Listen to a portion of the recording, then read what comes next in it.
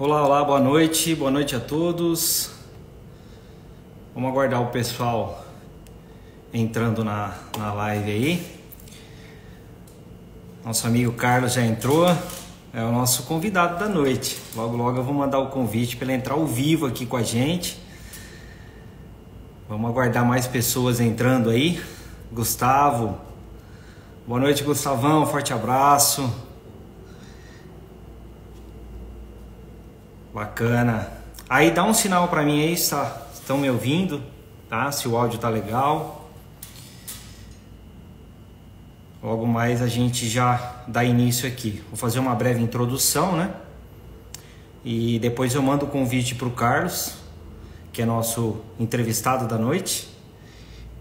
Eu não gosto muito dessa palavra entrevistado, acho que é melhor um bate-papo.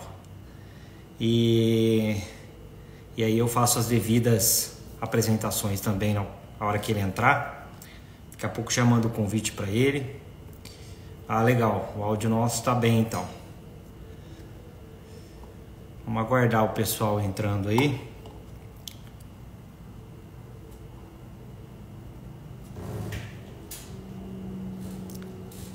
Um assunto muito pertinente. Muitas pessoas desconhecem o tema de hoje.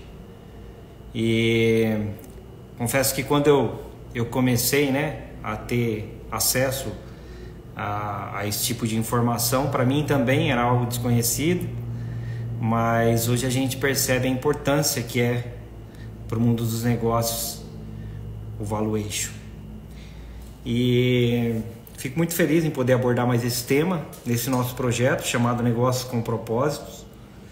Negócios com Propósitos nasceu de uma vontade de a gente disseminar conhecimento, vivências, sabedorias, bagagens, né? Então, eu trabalho com gestão desde os meus 19 anos. Hoje eu atuo com consultoria e durante toda essa minha jornada de gestão, muita coisa do que eu sei foi porque alguém compartilhou comigo. Então, claro, estudar faz da gente alguém interessante no saber, mas na prática, alguém que já viveu algo na prática, fica bem melhor a compreensão quando essa pessoa divide. E muitas das vezes também a dor do outro é uma dor parecida com a nossa, né? No mundo dos negócios é assim. Então, Negócios com Propósito tem esse propósito de dividir, compartilhar, né? Se ajudar. A gente acredita muito que a troca ela é muito enriquecedora, principalmente para o empresário brasileiro, que é muito desafiador, né? O empresário brasileiro ele trabalha com várias travas, com várias lombadas, com alguns entulhos no meio do caminho, com algumas burocracias, né? Algumas é muita modéstia da minha parte, na verdade são muitas burocracias e a gente sempre ouve, né? Poxa, como fazer para ter uma margem melhor? Como fazer para ser competitivo no mercado? Como fazer para tornar o seu negócio um negócio de valor? Como fazer para ter longevidade no negócio? Como fazer para começar a empreender? Como começar uma jornada empreendedora? Ou então como fazer para escalar uma carreira de gestão, né? Pessoas que estão começando agora em departamentos financeiros, contábeis, fiscal, que querem escalar uma carreira mais de gestão, de coordenação, de coordenadoria, de supervisão. Então, eu acho que esse nosso projeto ele vem de encontro a tudo isso, a todas essas pessoas que têm sede por saber, que têm sede por conhecimento, para poder escalar, né? Novos resultados, ter o seu negócio mais organizado, mais controlado. Bom, enfim, eu acho que eu já falei meu nome. Se eu não falei, meu nome é Davi Arias, sou gestor, consultor, também sou empreendedor e esse projeto a gente tem bastante esperança que ainda vai tomar uma proporção maior e que as pessoas vão aos poucos difundindo e disseminando essa nossa ideia, esse nosso propósito, esse nosso bom propósito, certo? Então vamos lá, eu vou convidar aqui o Carlos, senão a gente vai se estender muito.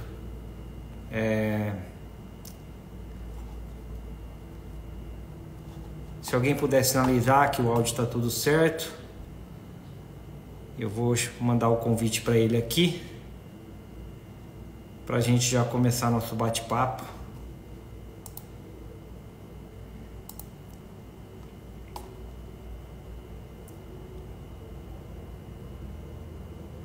E aí, depois que a gente bater o papo com o Carlos, no final a gente vai reservar um tempinho para quem quiser mandar perguntas, tá bom?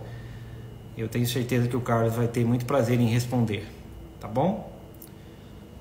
Não tem problema se você não é empreendedor, se você está começando agora em qualquer tipo de carreira, ou se você é um pequeno microempreendedor, um microempreendedor individual, né? Não tem problema. Eu tenho certeza que o assunto é pertinente ao mundo dos negócios e o pequeno hoje pode ser o grande de amanhã, não é verdade? Então vamos lá. Vou chamar aqui o Carlos. Se recebeu, por gentileza, aceita. E desde já... Opa! Boa noite, meu amigo. Boa noite, tudo bem? Tudo bom? Tudo bem, e você? Bom também. Prazer em revê-lo, ainda que não pessoalmente, depois da tua volta. Sim. Estamos aqui recuperados depois das férias também. Opa, muito bom, muito bom. Bom, primeiramente quero agradecer por ter aceitado o nosso convite, por participar, por poder dividir com a gente. Eu tenho certeza que tem uma bagagem muito grande aí. Hoje vai ser uma pequena amostra, mas eu me sinto muito honrado, viu, cara, de coração, por você ter aceitado participar desse nosso projeto. Estava falando um pouco aqui, não sei se você ouviu. Sim, já passou sim, por aqui. Bacana. Já passou por aqui, ó. Só rapidinho. Contador.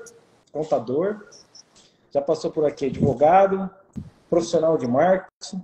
Tivemos também uma parceria com empresas de software e ferramentas de gestão, a UMIE, que também fez uma palestra muito enriquecedora na parte comercial, com grandes insights na área comercial. E o Valuation, todo mundo fala o que é. Eu começo a divulgar, né? Então todo mundo fala, caramba, o que é Valuation, né? Então a gente vai desmistificar isso e vai tentar trocar um miúdo aqui e tentar trazer de uma forma bem didática e descontraída para o pessoal conhecer o que é Valuation. Essa live vai ficar gravada, então o material vai ficar na nossa plataforma. E no finalzinho a gente abre aí um espaço, se for o caso, para alguma pergunta. Maravilha. Só apresentando rapidamente aí, né, Carlos? O Carlos, ele é economista, especialista em finanças corporativas, formado pela FGV, tem mais de 35 anos de experiência. Ele atua como economista sênior em diversas instituições, Serasa, Experian, Citibank, Bilbao, Bradesco. Só peixe pequeno, né, Carlos? São grandes instituições, né? Grandes aprendizados. Isso, ótima resposta. Ele é fundador e diretor técnico da consultoria Alfa Valor, da qual eu tenho a honra de fazer parte, e agradeço aqui o convite, quando você me convidou para fazer parte, para ser um consultor associado. A Alfa Valor atua desde 2009, é especialista em valuation, mas também atua com consultoria de estruturação de empresas, reestruturação financeira, enfim. Basicamente, é isso. Uma gama grande, né, de produtos e serviços na área financeira, né? Perfeito. Sem dúvida. Carlão, primeiramente gostaria de já ir direto ao ponto, tá? Então, dadas as devidas apresentações, Carlão, o que é valuation? Então vamos direto ao ponto. Valuation, até desmistificando um pouco, né? o nome, né, valuation, né? Por que em inglês, né? Porque todas as principais conceitos, né, de finanças corporativas, né, como foram desenvolvidos por autores americanos, né, e como eles têm o mercado de capitais extremamente mais desenvolvido, né? Quando a gente fala mercado de capitais, é empresas listadas em bolsa, né? Lá eles têm milhares e milhares, centenas de milhares de empresas listadas em bolsa, né? Enquanto aqui nós temos 2.000, 3.000 empresas, né? Quer dizer, muito pouco, né? Em relação ao mercado americano. Então, todos esses termos, né? Como foram cunhados, né?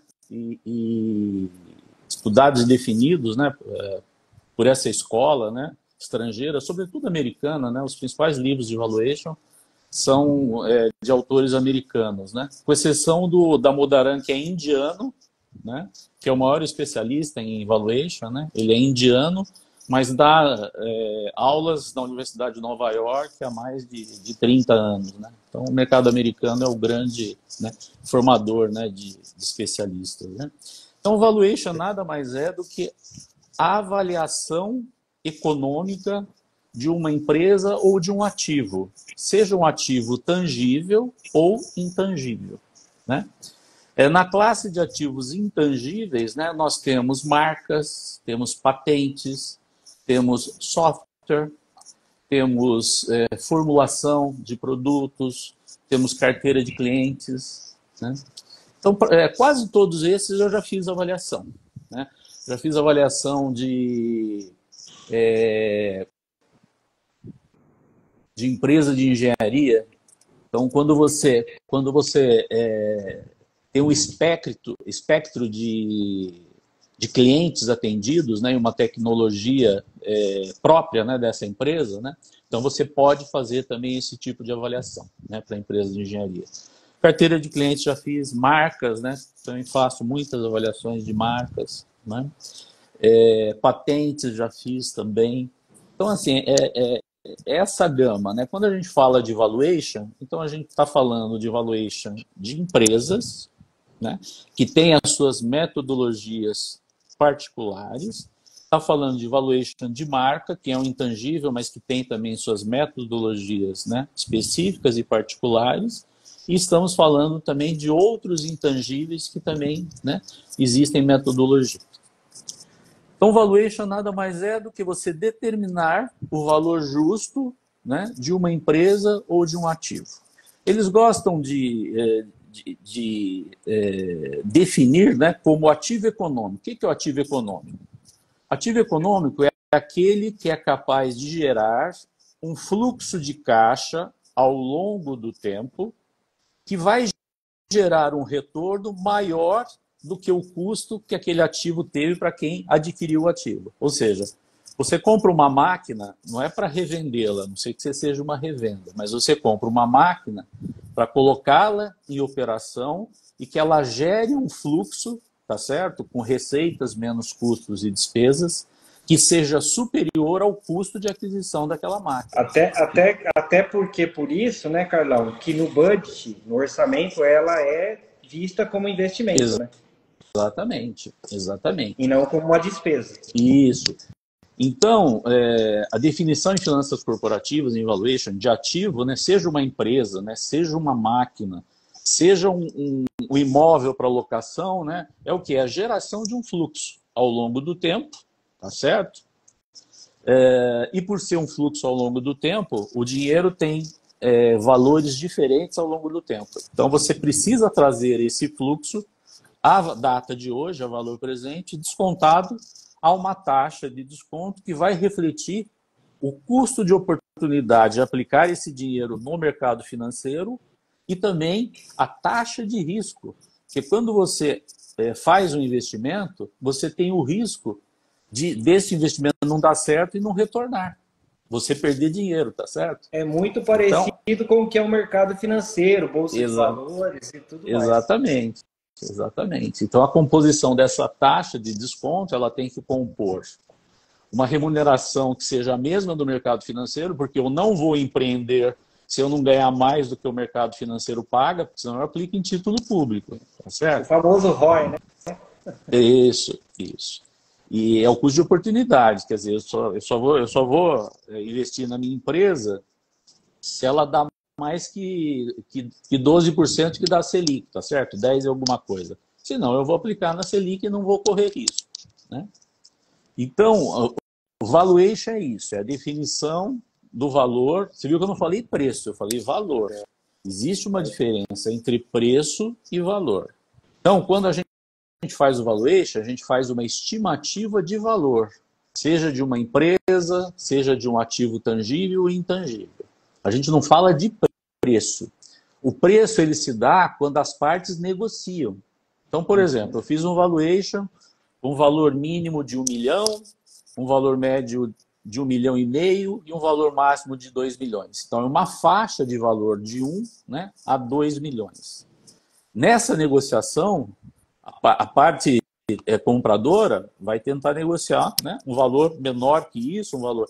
Agora, o valor que for negociado, sei lá, 1 milhão e 300, isso é o preço. Então, a diferença de valor. O valor, ele mostra, né, o quanto o analista, né, o avaliador, achou que aquele ativo valeria, né, conforme as premissas que ele utilizou para fazer a avaliação. Tanto que numa tudo com avaliação... embasamento, né? Oi? E tudo com embasamento, né? Lógico. Não é feeling. Lógico. Você tem um documento onde você levanta o ativo fixo imobilizado, Sim, onde você levanta as projeções. Sim. Até Sem você dúvida estava nenhuma. falando um dia, né, sobre a marca, né? O quanto uma empresa fatura, o quanto o poder da marca representa no faturamento, o quanto o faturamento está ancorado na marca. Na verdade, aquele dia você me perguntou assim, olha, nós vamos entrar, inclusive, É que a gente começa a falar, né, e eu sou falador, então a gente vai emendando uma coisa na outra. Mas eu prefiro ser assim do que uma coisa muito formal. Então você está no clube certo. Você havia me perguntado, né? Você falou, eu ouvi dizer que avaliação, né, valuation se faz soma o faturamento mais o valor da marca, né, e aí chega, né, no valor da empresa, né? E aí eu comentei com você, olha, quando a gente faz a avaliação por fluxo de caixa, né, a gente tem 3 métodos para fazer um valuation, né? O primeiro método, que é o que eu uso e é o mais utilizado, é o chamado fluxo de caixa descontado. Certo. Então você pega todas as receitas, todos os custos, impostos e despesas, investimentos e necessidade de capital de giro que aquela empresa tem e projeta por 5 a 10 anos. Certo. Como se fosse um grande budget. Você projeta por 5 a 10 anos, tá certo? E traz isso a valor presente pela chamada taxa de desconto que eu comentei com você. Correto. Tá? Aí você chega no valor operacional da empresa, que é uma medida. Você tem uma outra medida ainda que considera algumas contas do ativo não operacional e do passivo não operacional, tá? Para chegar no valor do patrimônio líquido. Então esse é o valor operacional da empresa, mas o valor do sócio, ele tem que tirar algumas outras coisinhas do balanço, tá? Uhum. E quando você faz toda essa projeção, você já está considerando a marca. Por quê? Para eu vender X quantidades a um preço de Y, eu preciso utilizar a marca que eu tenho. Tá certo? Uhum. Se eu for tirar a marca, eu não consigo vender X unidades e muito menos ao preço Y. Eu vou vender metade das unidades ao preço Y menos 2, menos 3, entendeu?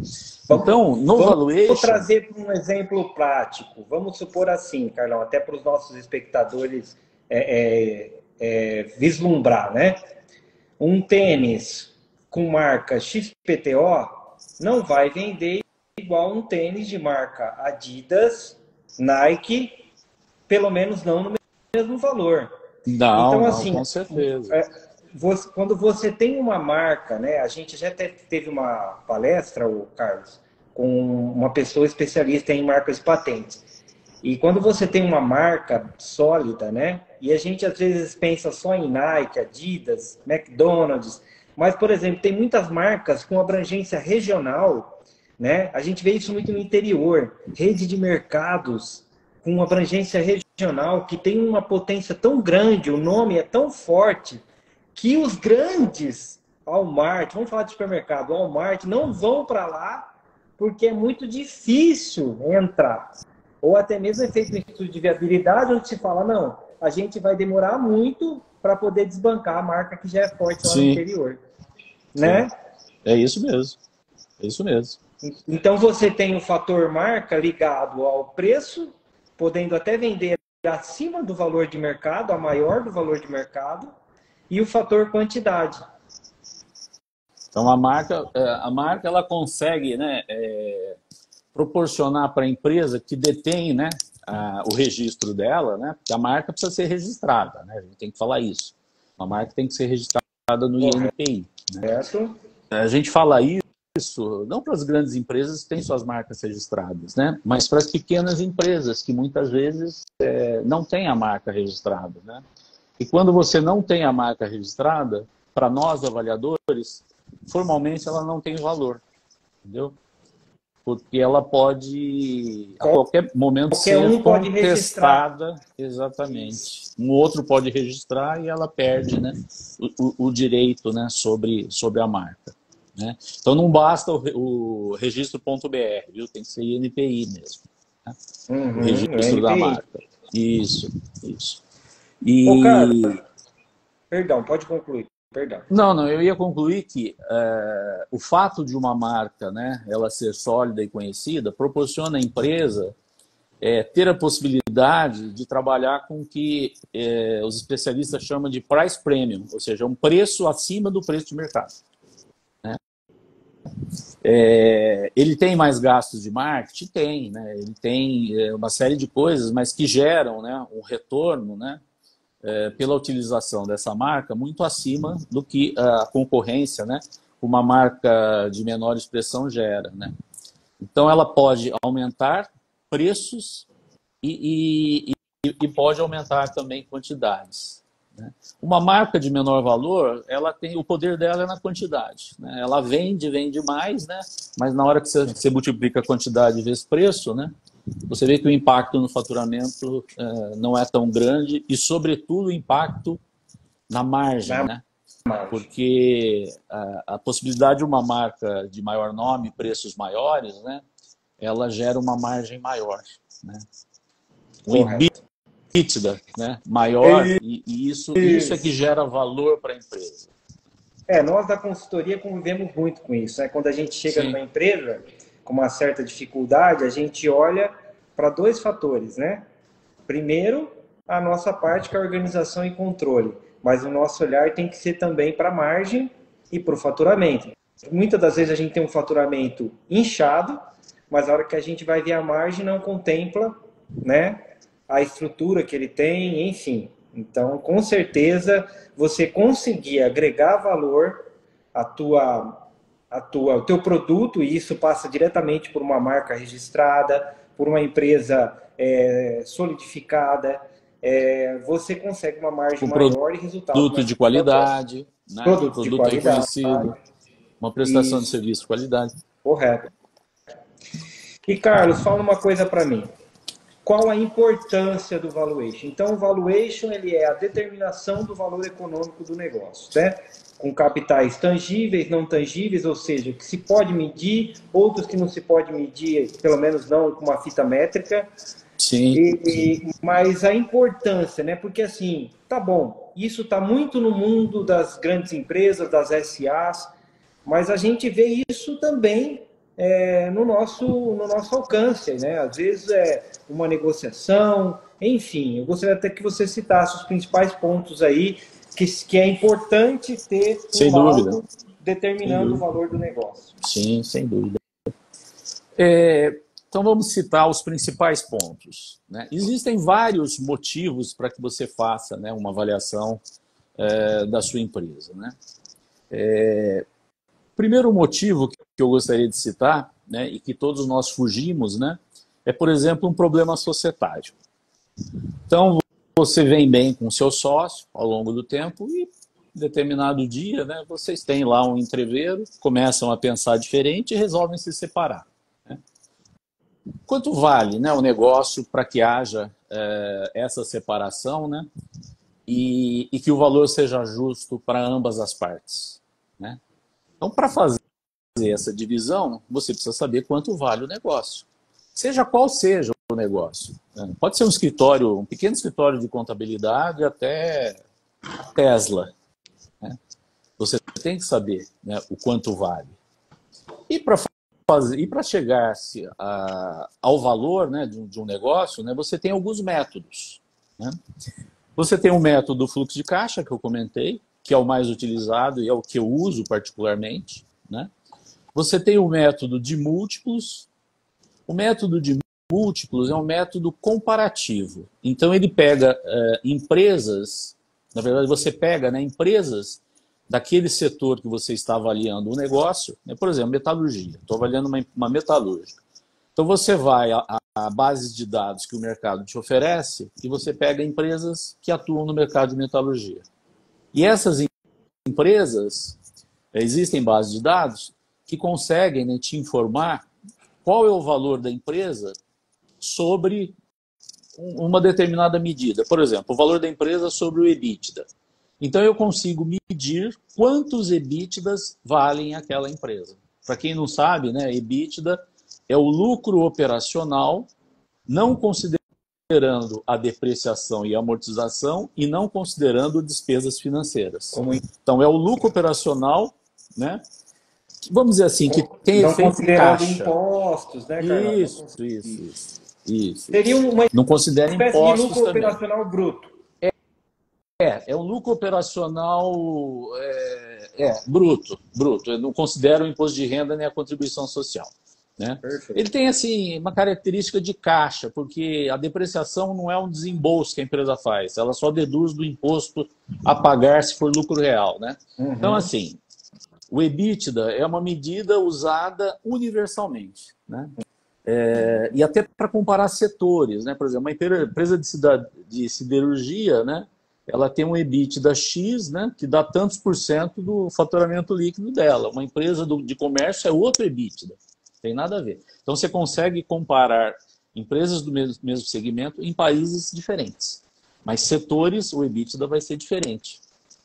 Um setor, o EBITDA é diferente de outro, né? Percentualmente. Então,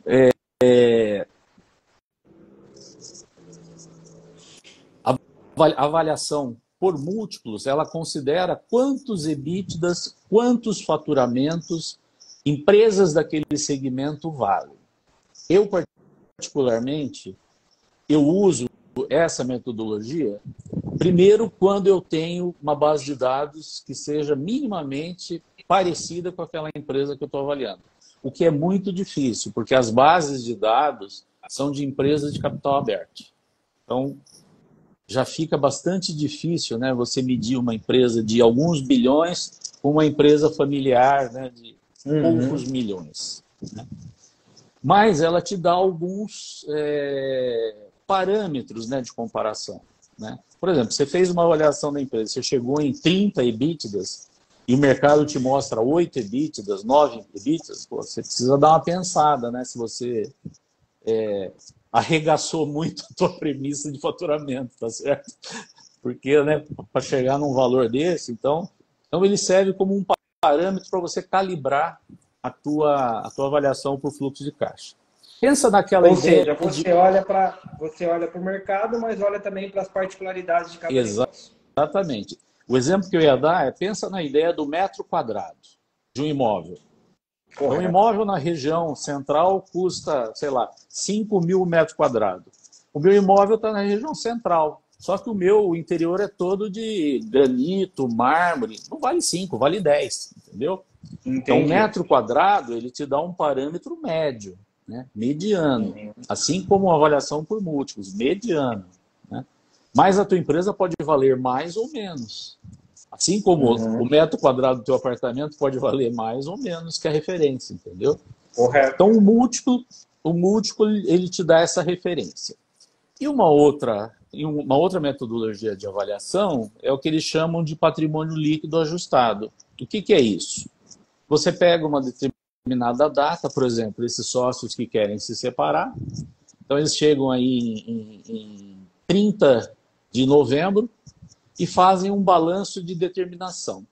O que é esse balanço de determinação? Eles vão levantar todas as contas do ativo e todas as contas do passivo.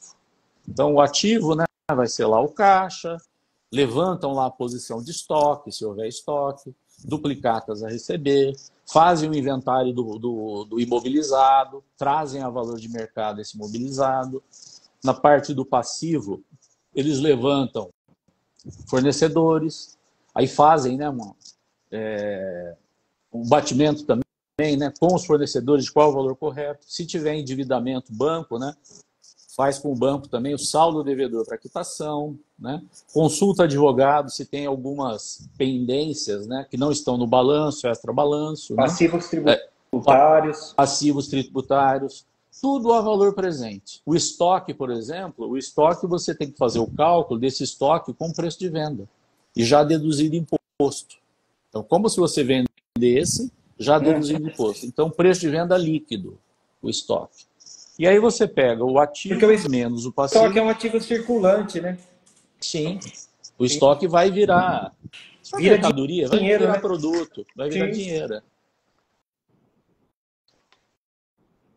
E aí o ativo menos o passivo vai te dar o patrimônio líquido, né? Só que essa metodologia, ela não é dinâmica, que a gente chama. Por quê? É uma posição estática. 30 do 11, o que eu tinha lá no ativo, o que eu tinha no passivo, menos outro. Ela não pega os intangíveis. Por exemplo, o valor da balanço marca patrimonial. Exatamente. Onde é que está o valor da marca? Onde é que está o valor da carteira de clientes? Não está ali, tá certo? Mão de obra qualificada não está ali, né? Então, o potencial que aquela empresa tem, né, de geração de valor ao longo do tempo, né, você não pega ali. Então, esse método não é indicado para você utilizar em casos de empresa, né, que ainda tem potencial de operação e não vão parar de operar naquele momento. Então, nesses casos, você tem que utilizar o fluxo de caixa descontável. Porque ele pega todo esse potencial, né, de valor da empresa ao longo do tempo e todos os ativos intangíveis. Né? Isso, por exemplo, o método ele vem de encontro, por exemplo, porque a pergunta foi, né, em qual situação fazer o valuation? Por exemplo, se eu quero atrair um investidor, eu tenho que mostrar para o meu investidor o que o meu negócio vende. Lógico. O que ele pode ser transformado. O que ele pode gerar de retorno de valor para o investidor. Exatamente.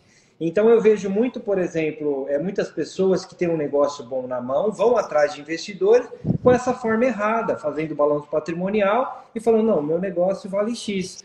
Na verdade, por menor que seja, tem que ser avaliado onde pode ter até um potencial maior, porque o investidor vai entrar com um aporte.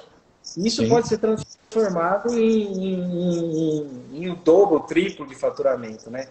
Então, um dos outros motivos também seria atrair investidores, né, o valuation? Sem dúvida. Parece que estão surgindo algumas perguntas aí. No final eu vou ler. Ah, tá bom. Obrigado, doutor. É o Dr. Batistini. Ah, sim. Que eu havia comentado com você. Quando você faz um valuation, né? Vamos falar então, vamos terminar de falar dos outros motivos do valuation. Né? Eu falei só separação de sócios, né? Mas, isso, que é o mais comum, né? Não, mas morte de sócios, né? Venda da empresa, compra da empresa, o recebimento de um investidor, abertura de capital, fechamento de capital, certo? Planejamento sucessório, né? Não é que morreu ninguém, mas você vai, né, passar a empresa para os herdeiros, né? Então você faz também, né?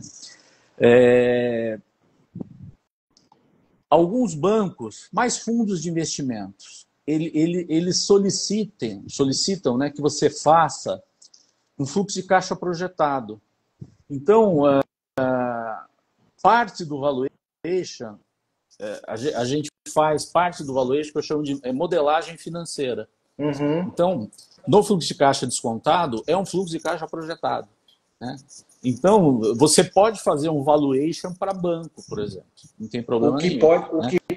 O que pode aumentar a sua linha de crédito. Sem dúvida, sem dúvida. Né? As pessoas ainda não têm essa cultura e muitas acham que nós, como somos especialistas nessa área, né, e prestamos serviço nessa área, que a gente quer vender. Né? Quer vender uma coisa que não vai servir para nada. Né? Mas um valuation bem feito, né, ele serve inclusive para planejamento estratégico. Né? E isso eu tenho passado para os meus clientes no seguinte sentido: todos os KPIs, né, os KPIs, né, que são os indicadores chaves do negócio daquela empresa, né, eu transformo esses indicadores, né, nas projeções para que a empresa utilize esses indicadores como indicadores do negócio dela, da operação dela. Então, por exemplo, capital de giro. A gente utiliza capital de giro para fazer o valuation. Então, eu tenho lá prazo médio de pagamento, prazo médio de recebimento, giro de estoque, pagamento de impostos, folha. Então, todos esses prazos médios, eles impactam no valor da empresa, né? Porque nós estamos falando de caixa. A empresa pode utilizar esses prazos médios como lição de casa para ela utilizar no budget dela.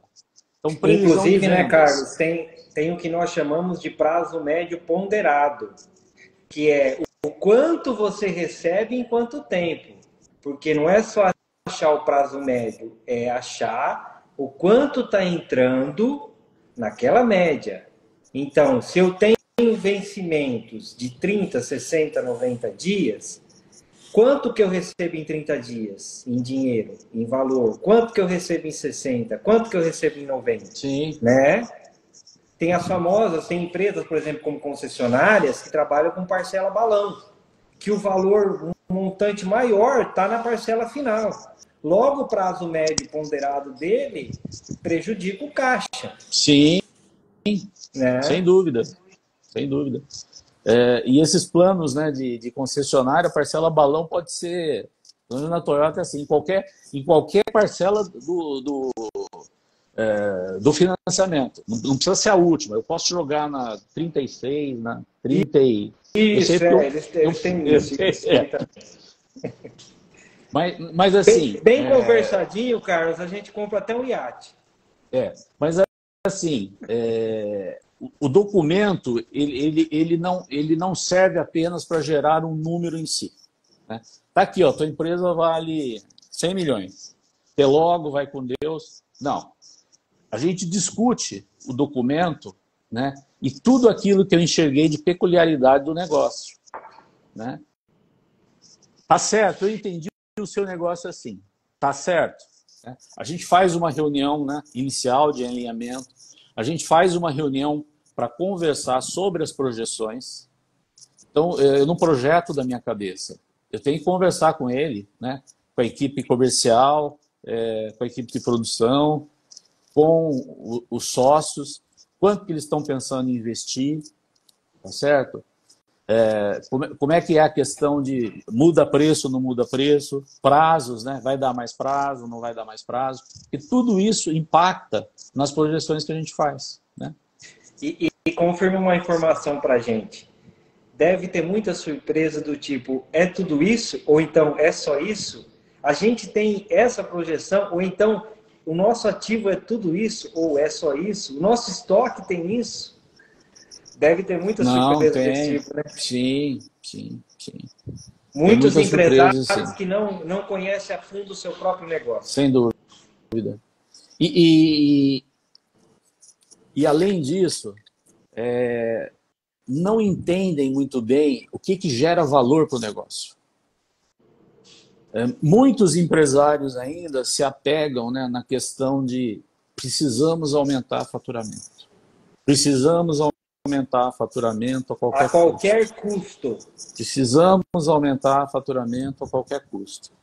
E não percebem, né, o impacto que isso tem da margem, na necessidade de capital de giro. Muitas empresas quebram por aumentar faturamento. É o contrário, acham que aumentar o faturamento vai resolver o caixa. Não. Aumenta o faturamento dando mais prazo, né? Com margem estrangulada. Com margem estrangulada. Então, quebram, né, ao aumentar o faturamento. Né? Então, assim... Aí não tem capital de giro para poder repor o estoque na mesma velocidade. Aí não tem capital de giro para estruturar a equipe para vender naquela quantidade. Aí o atendimento fica deficiente. Ou seja, é uma reação em cadeia, né? Sem dúvida, sem dúvida. Sem dúvida. As empresas... Na verdade, os gestores sempre acham que tem problema na área financeira, né? Mas a área financeira ela é resultado da operação. Perfeito.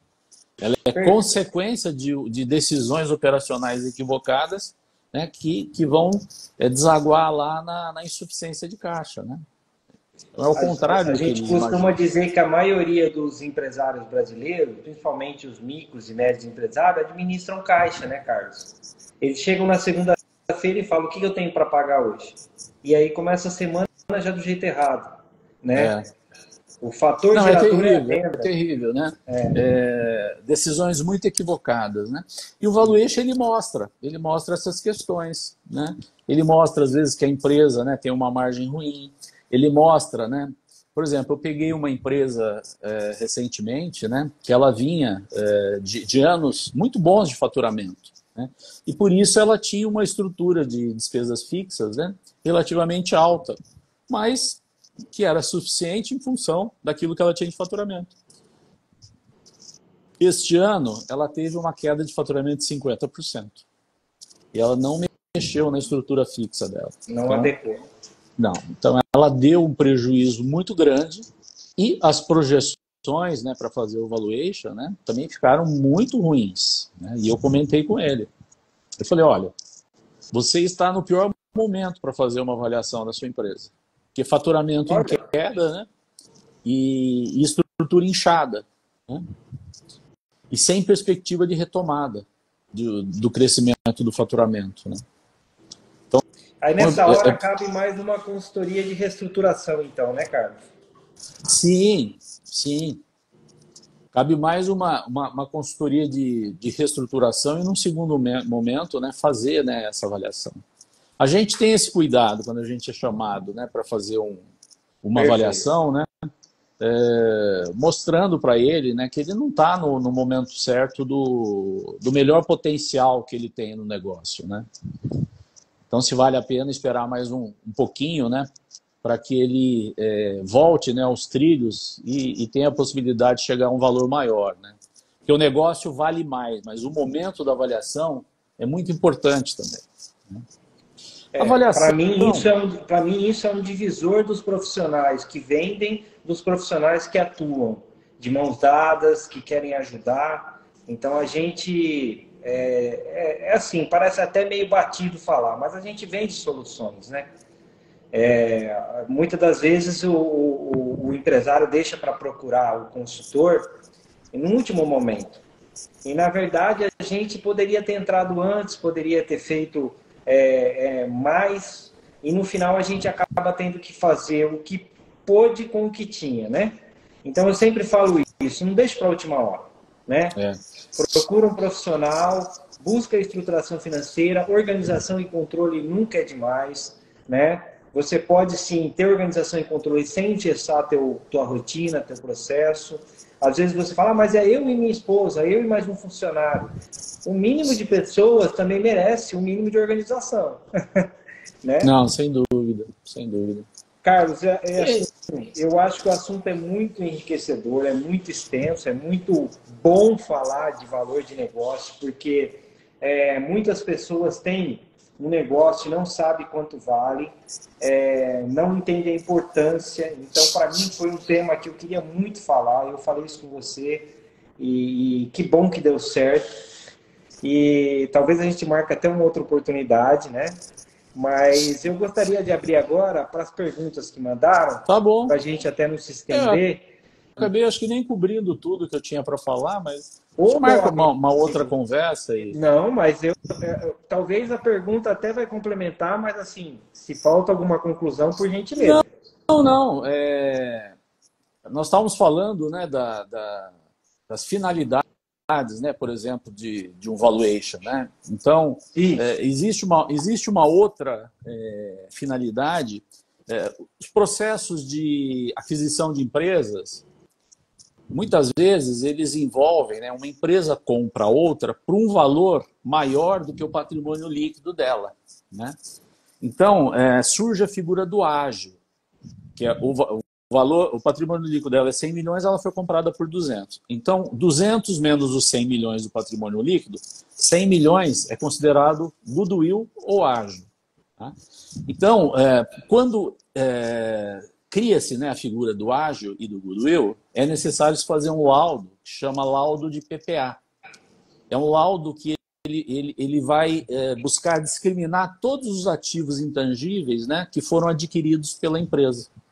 E quanto valem esses ativos? Ele vai pegar os 100 milhões lá e tentar determinar o que tem de ativo intangível dentro desses 100 milhões, entendeu? Uhum. Porque, no fundo, teve um ganho de capital exorbitante, mas aí você tem como provar isso. Sim, sim. E esses intangíveis aí são amortizados ao longo do tempo. Nesse laudo você, inclusive, mostra isso, entendeu? 40 é da marca, 30 milhões é de patente, sei lá, 20 milhões é capital intelectual. Então você tem que fazer um laudo e mostrar quais são os intangíveis que estão dentro desses 100 milhões, entendeu? A Receita exige isso. Capital intelectual seria o conhecimento técnico do proprietário ou do gestor, ou do negócio como um todo, da equipe. Da equipe, né? Uhum. Perfeito. Uma empresa de software tem, né, um capital intelectual grande. Não é à toa que as empresas da Bolsa sobem quando entra um CEO de renome, né? Quando tem uma dança da cadeira positiva, sim, as ações de Bolsa, ou seja, é o capital intelectual, né? Sim. Então vamos lá. O nosso parceiro e amigo, Dr. Tiago, mandou aqui para mim. O que não integraria esse patrimônio líquido ajustável? Digo, se eu tenho uma marca registrada e eu atribuo um valor subjetivo agregado nela, aí ele põe aqui entre parênteses patrimônio material. Entraria nesse cálculo? Não. Segundo o CPC 04, né, de ativo intangível, ativo intangível criado internamente é só pelo custo histórico. Você não pode fazer uma reavaliação dele, né, espontânea, que a gente chama, né, e agregar esse novo valor, que seria o valor de mercado, né, no ativo imobilizado com contrapartida no patrimônio líquido. Então, isso não existe.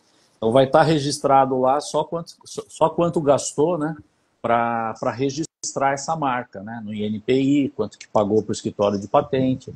Então, você não consegue. Por isso que eu falo que é estático, né? Todo o imaterial, carteira de clientes, licenças de operação, ponto comercial, né? Tudo isso você não consegue apurar, né? A única coisa que é possível apurar e tem metodologia, né, quando você faz esse patrimônio líquido ajustado, né, é o fundo de comércio. Fundo de comércio, não o fundo de comércio ponto comercial, é o fundo de comércio do negócio como um todo. Tá? Existe uma metodologia contábil que inclusive os juízes aceitam, né? Isso numa discussão jurídica é aceita, né? Que é esse cálculo do fundo de comércio. Ele é feito por lucros em excesso. Então é feito um cálculo sobre o ativo daquela empresa num determinado período e esse ativo tem que gerar um retorno acima da Selic, por exemplo. Então esse retorno acima da Selic é o que eles chamam de lucros em excesso. Essa diferença entre que gerou de lucro operacional menos o retorno da Selic sobre esse ativo. Então, faz o cálculo disso aí, né, e chega no fundo de comércio. Perfeito. Só isso que pode ser agregado. Perfeito. Tiago, não sei se respondeu a sua pergunta, doutor, mas vamos para a próxima aqui. Uma cartela de clientes Manda um abraço para o Fábio Vilarim. Fábio Vilarim. Parceiro Fábio Vilarim. nosso. Isso, consultor associado também, né? Da Alfa, é isso? Vilarim? Ou eu tô falando besteira? Peraí. Não, ele foi. Ah, tá. Então, por favor, vou mandar aqui o abraço pro Fábio Vilarim. Ah, ele deve estar ouvindo já. Isso. Estamos aqui com o Carlão. O Carlão, ele é mais conhecido que político, rapaz. A gente vai com ele nos lugares, o povo, rapaz, e aí, como é que você tá? A gente, nos nossos almoços de sexta-feira, né, Carlos? Mas também, olha, tudo branco. Interrompido tudo por branco. Um fã. Aí o Thiago pergunta aqui novamente, o doutor Thiago, uma cartela de clientes fiéis integram esse valuation? Acho que a gente até falou, né? Com certeza. Né? Que faz parte do capital intangível, né? Isso. Eu já fiz também avaliação de carteira de clientes, também tem metodologia para fazer, né?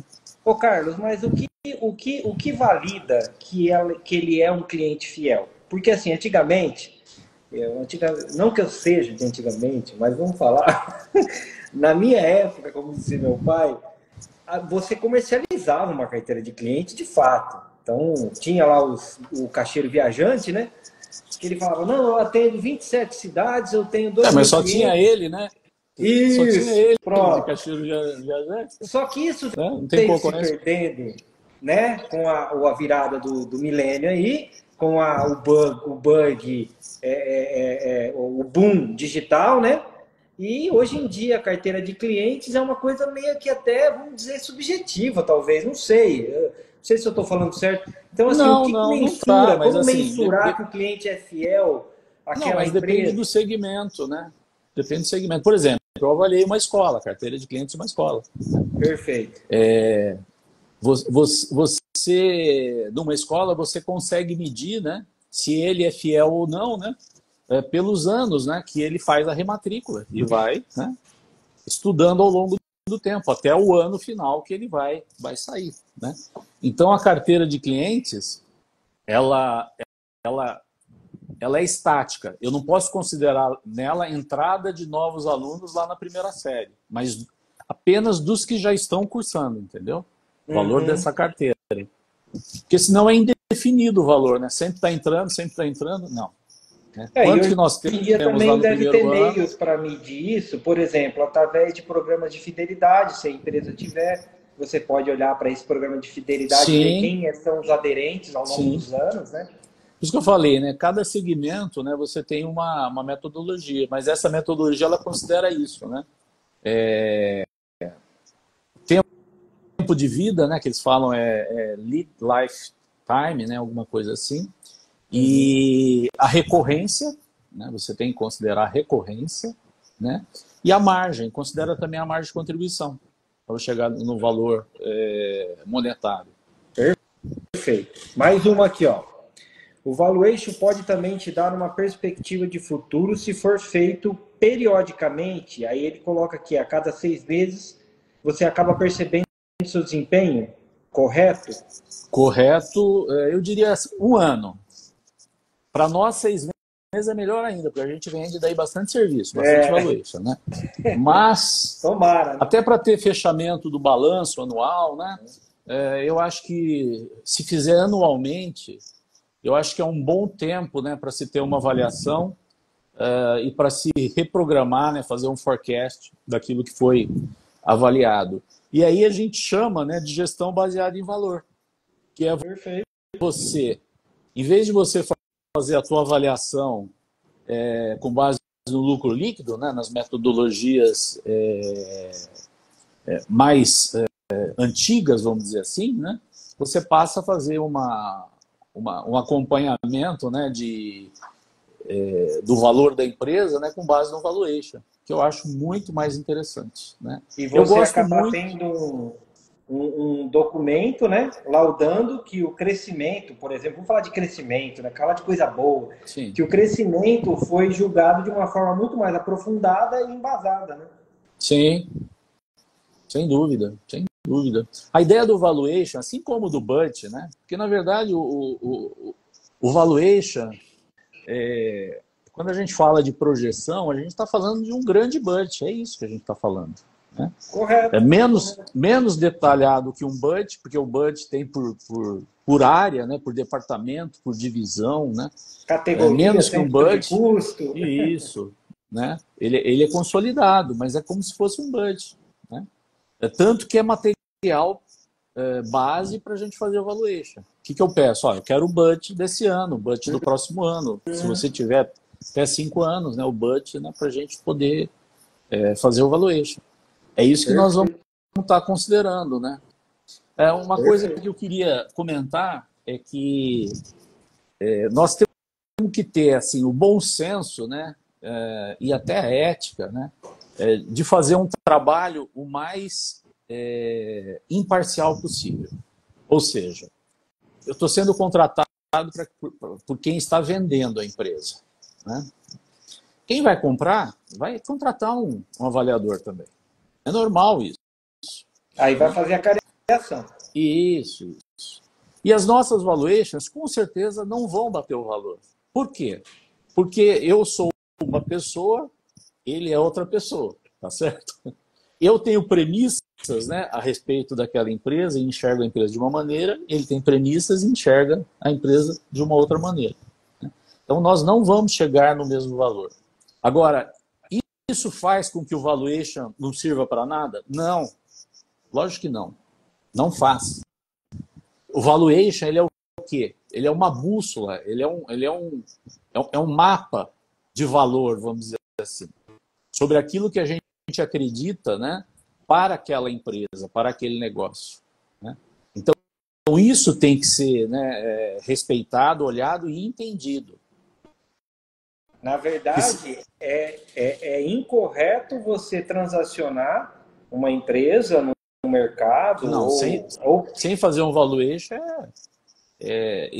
praticamente inconsequente. Inconsequente você fazer isso, né? Porque você vai ter problema. Mas retomando a coisa da você ser o mais justo possível, né? Porque se você precifica a empresa muito baixa, quem está querendo vender vai querer comprar. Ele falou, não, eu não vou vender por esse preço. Me desculpa, meu amigo, eu quero é comprar a sua parte. Tá certo? Quem quer comprar vai querer vender. Então, assim, você cria, né, um samba do crioulo doido, você não chega a jogar nenhum. Né? Então, você tem que ser mesmo mais parcimonioso, mais justo, equilibrado, ter todas as informações que você julga que são necessárias para fazer, né, aquele trabalho, conversar com as pessoas, não ter vaidade, sabe? Eu sei, eu faço, eu aconteço. Não, sabe? Conversa, ouve o dono da empresa. Você conhece o valuation, mas ele conhece o negócio dele, ele conhece o segmento dele, ele conhece o produto dele, né? Ele conhece os clientes dele. Né? Então, por isso que não é um trabalho barato. Eu vou até entrar aqui num, né? Que as pessoas às vezes falam, né? Você até comentou comigo, eu vi um site aqui que tem uma empresa que tem valuation automático, desenvolveu um sisteminha que você manda lá as informações. Aí eu pergunto para você, qual o grau de profundidade, entendeu? É isso que eu me preocupo, porque com a evolução com a popularização das ferramentas digitais, tem algumas ferramentas digitais que, ao meu ver, ainda não estão totalmente preparadas para substituir o olhar clínico de um bom profissional. Sim. E de um estudo e uma análise aprofundada. E olha, tempo, né? Tempo. Meu primeiro valuation eu fiz em 1997. Foi uma bosta. Ruim pra cacete. Mas eu fiz o que foi possível, né? Em 97, pô. Fez o que pôde com o que tinha, né, cara? 27 anos atrás. Então, assim, precisa comer muito arroz e feijão, precisa visitar, fazer, né? Fazer um melhor, daí faz um que não é tão bom. Você tem noção de quantos segmentos de mercado você já atendeu?